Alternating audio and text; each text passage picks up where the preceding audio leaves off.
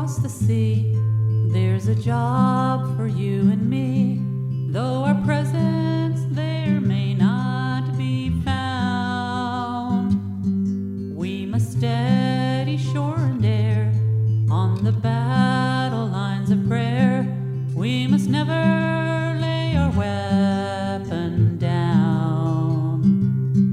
We don't have to be a soldier in a uniform to be of service over there. While our boys so bravely stand with their weapons made by hands, let us fast and use the weapons of prayer. Many thousand miles away, someone... Hello everybody, this is mid-May and I'm going to give you an update on the garden.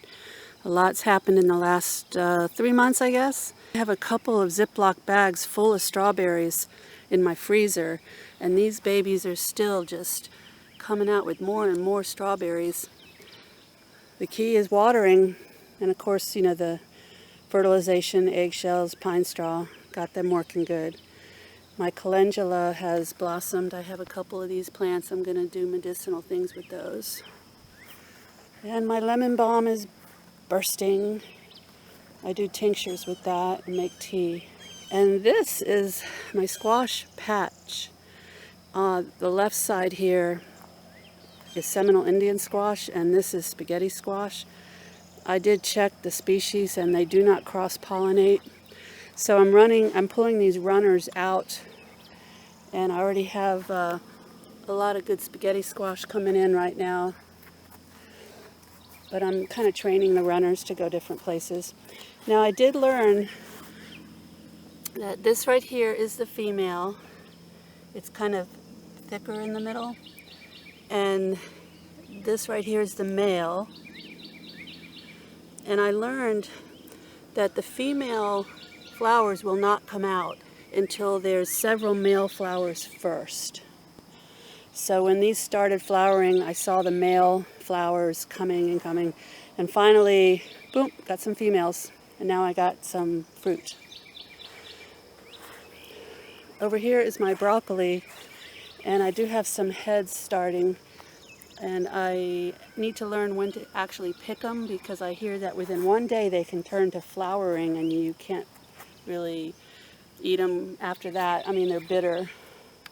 Cherokee purple tomatoes here. I don't have a lot of them. I've never been good at growing tomatoes. I'm going to see if I could do a lot of good tomatoes in the fall. And of course my moringa, wonderful. And you have to look this tree up. It's called the miracle tree, and it's used in third world countries to feed people because it has vitamins, minerals, and protein.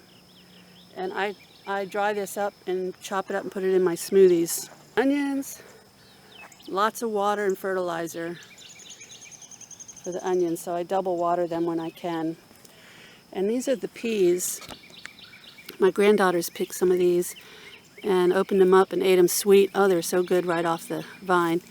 My sister-in-law told me that the way you can find them is you pat it like this and you hear them knock together because they're so hard to see.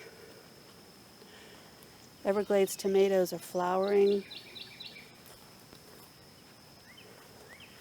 And if you see right here, I've got a lot of green tomatoes on the Everglades plant right now. So, for instance, here's some, I don't know if you can hear that clunk, clunk, clunk, but these are too thin to take. This one's probably just right. And this one might be a little overdone, so I'm going to pick these this morning. So remember, inside the trellis, raspberry and onion companion planting. There's one of my kitties, my little hunter. 2 sisters we have that roam the farm. They kill all the rats and mice. And sometimes they leave them at my doorstep to contribute.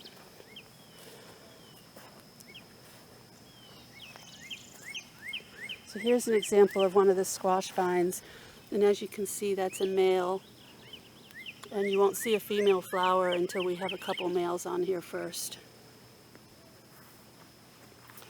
So I'm trying to start training the raspberry to go up the trellis. And these are cattle panels. They cost about, I think about $80 each. These Everglades tomatoes are just loving it in these little bricks. So here's the other side, and we have onions and cucumber plants. Now, I don't know if you noticed, but it looks like I have a bunch of weeds around everything. I just feel like this is nature and this is okay. As long as I just clean everything around my plants that I'm growing for food, I think it's probably healthy for all this other stuff to be here. Even the scripture talks about be careful you don't pull the tares out of the church. The tares and the wheat sometimes grow really close together. I find so many things in nature that just blow me away with God. Like, I just learned that plants, they feed during the day with sun and water, and at night they grow. And also if there's an electrical storm, they grow.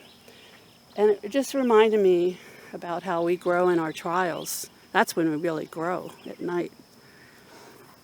There's so many things in nature. When I was a science teacher in high school, I learned that vitamin C is depleted out of your body from the sun. But plants rich in vitamin C grow near the tropics where there's more sun. So God provides. I ran some new irrigation to this little fence where I'm going to have all my peppers. And I have jalapenos, and I have new green pepper plants way down there, babies. My daughter Shayna gave them to me. And my sister-in-law, Dawn, gave me 3 sweet pepper plants. But I want to grow garlic also. I have to ask my neighbor Crystal about that. She's an expert at growing garlic. Right now it's the middle of May. Things will probably be really bursting in two months or so. And I will tell you that my Clyde's garden planner really helped me because it tells me when to actually put things in the ground, if they're heavy waterers, if they need heavy sun, light sun.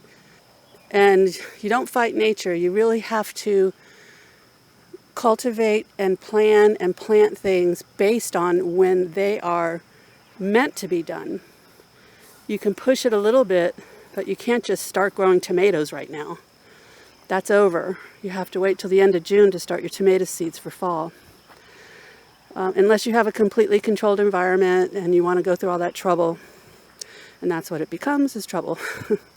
So I planted 4 citrus trees, and my daughter Shayna gave me these when they were real little. But I have a total of 9 moringa trees because I feel they're that important. And I did hear from Homestead Heart, one of the channels I watch, that these grow 10 to 12 feet a year. You harvest the leaves, then they die back in the winter, and you cut them down to like a 2-foot stump. And then you'll wrap the stump in that foam that you use for your pipes so they don't freeze in the winter.